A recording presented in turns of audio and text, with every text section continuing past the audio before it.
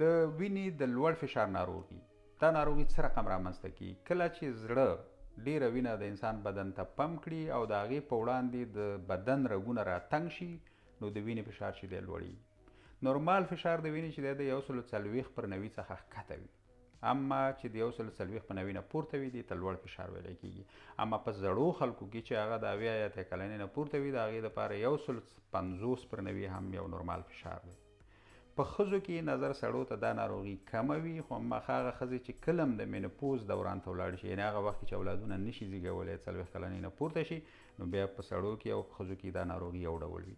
علتونه یې 90% نه دي معلوم، اما 10% چې د مختلفې ناروغۍ په پایله کې رامنځته کېږي، لکه مثال د شکرې ناروغي، روحي فشارونه او همدارنګه ژور خفګان، هغه خلک چې د سګرټو نه، مخدره موادو نه او الکول نه ګټه پورته کوي او داسې نور.